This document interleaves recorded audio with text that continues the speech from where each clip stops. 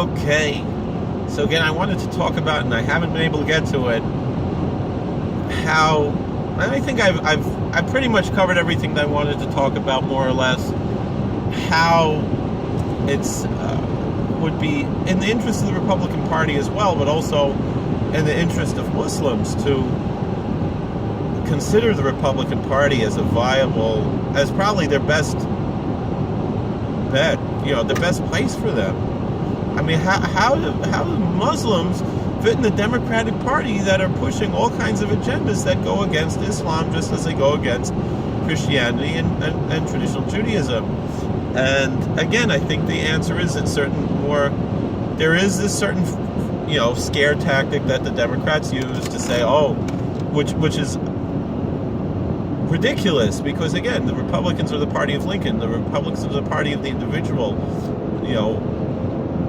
Republicans are the party of liberty and freedom, and the Democrats are the party of slavery, and really nothing has changed. Nothing has changed. It's just taken on a different form, but the ideology is 100% the same. Maybe the symptoms of the ideology are different. No, there's not lynching and there's not Jim Crow and but there's other things. I mean, first of all, you could say that abortion is racially charged, and it's essentially lynching black babies in the womb. I mean, that's what Planned Parenthood is all about, really. Is specifically to kill black babies. That's what Planned Parenthood advocates, and that's one of the reasons why today, again, and it's not a numbers game, and it really shouldn't matter, but people talk about how big these different minority groups are, as if it really matters, and it doesn't. But why are there more Hispanics in America now than African Americans? Why are they the larger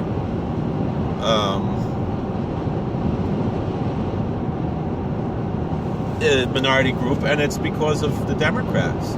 It's because of Roe versus Wade. That's what has murdered millions of blacks since the 1960s. And specifically blacks, more than other groups. But still, it's racist, to assume that, Hispanics are going to be upset because Republicans are against illegal immigration. Well, no, all these people did the things the right way and came here the right way. It's not like all Hispanics are a group. And the same thing with Muslims, are all Muslims are going to be like, oh no, this, President Trump wants to do the same thing that President Obama did and temporarily put a hold on people coming in from Yemen and Iran and certain other countries where there are terrorists. Well, the Muslims who are here in America are here because they want to get away from those guys. That's why they came to America, because they want to be in America, and they want to be American Muslims. Yeah, they want to pray 5 times a day and eat halal food. They want to have their mosques. But really, the synagogue should be the model for the American mosque. The American synagogue should be the model for the American mosque. That's why I said in the previous video. And Orthodox Jews have more in common with Muslims than probably any other group in America. Even more than with born-again Christians. That being said, we appreciate our friends, or at least I appreciate. I can't speak on behalf of other Jews, but I certainly appreciate the friendship of born-again Christians. And I don't run around, first of all, assuming that everyone is a missionary, but second of all, even if they are, that just means that they care enough about my soul that what they believe in, and they believe is a matter of heaven or hell, I don't want to change what they believe. That's not my job to tell them what to believe. If they want to be Jewish, that's different. then I can say as a rabbi, well, this is the way to be Jewish. But as a, as an American, I am very happy that we have such good allies in the churches. These are our best friends that we have. But we're not always friends with the people we have stuff in common with. And there is, although certain things that we have in common with Christians that we don't have with Muslims, particularly our belief in the same Bible that Muslims, believe was corrupted. And I'm not seeking to change their views on that. That's also fine. They have the right to believe what they believe. I think it's silly. I don't think it's historically accurate, but that's their mythos. That's their faith, and I don't have a problem,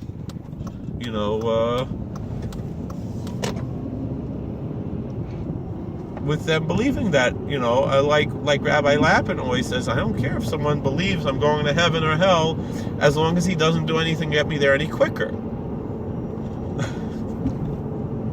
So,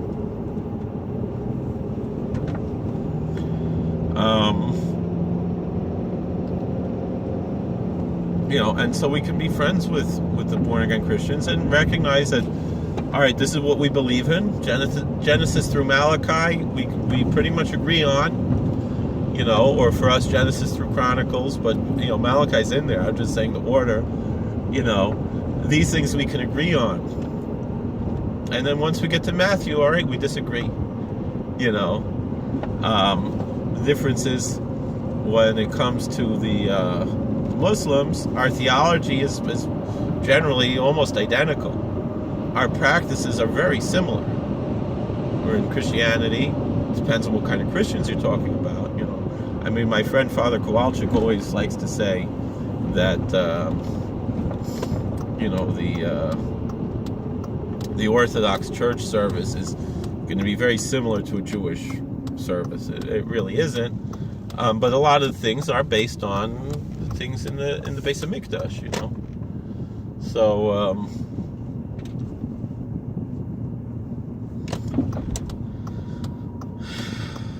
it's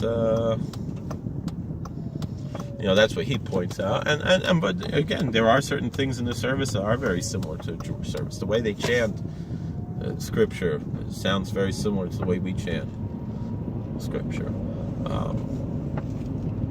Language is different, but like the sing-song tune is like, it sounds to me, I was like, this sounds like, I listen on the radio, they have a Russian Orthodox Church service, and I was like, the way they read, I was like, this sounds like, almost with the Trump, Anyway. But like groups like CARE are not groups to work with, and they've learned from the Jews, but the wrong Jews. Instead of learning from the Orthodox Jews, they learn from the ADL, from the whatever, B'nai B'rith, to be, left-wing radicals, and they've learned from other Jews who are even worse. Not even for B'nai B'rith and the ADL are too radical for them, but that's one thing. And I think if Republicans made an effort to reach out to Muslims, they would be more successful than they could ever dream. They're probably not doing it so much just because they just imagine, this is a bracha levatala, this is totally in vain, but it's not. But if we're talking about radicalism, the radicalism of groups like these OTD groups that are virulently anti-religious, we're getting what we voted for. The fact that in local elections, so many of our communities that I identify with more than others, and I don't like to pigeonhole myself so much, vote Democrat in local elections, and now they're paying for it. And I remember years ago when there was the issue with gay marriage, and Rabbi Levin, he spoke up, and a lot of other people were like, it's none of our business, this has nothing to do with us, let them do what they want, or like I said, like Mel Brooks, let the 2 million year old man, let them all go to hell except Cave 76, so let them all go to hell. Jeder Schmitzig, that type of attitude, now it's going to affect us because, even then I saw it happening, but it's much worse now because, the attacks on the schools, there is a clear goal of not just, the Frumte Hasidic schools don't teach enough English, and in high school don't teach any English. That's a front, that's a straw man. The real goal is religious freedom altogether being taken away, and they want to attack not just the synagogues but the churches, everybody. And I'm glad that the Catholic Church has the wisdom and foresight to recognize that, and not let these people come into their doors because they have no business there. This is a private school. Why is a public school? Why is bossing them around? Especially in New York, where you don't have school vouchers and all these things like you have in other states. And other states don't do that. The ones that do get a place like Virginia or whatever that give school vouchers, And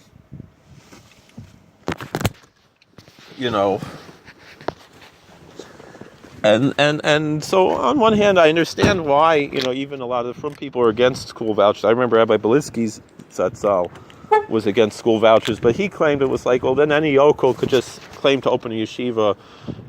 But the thing is, I don't understand what that means because, we have Solomon Schechter. I'm sorry. But, and we have Chabad, even worse. So anyway,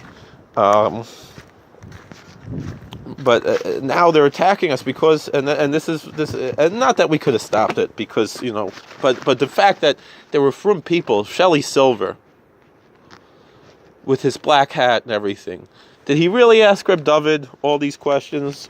Really, honestly, what is he thinking? He could have abstained. It could have passed without him, and he could have just said, "I'm a Frum person. I'm just gonna keep at it." Instead, he's pushing for this. He got what he deserved. All right. God bless. Please like, share, and subscribe. Comment. We'll see you later.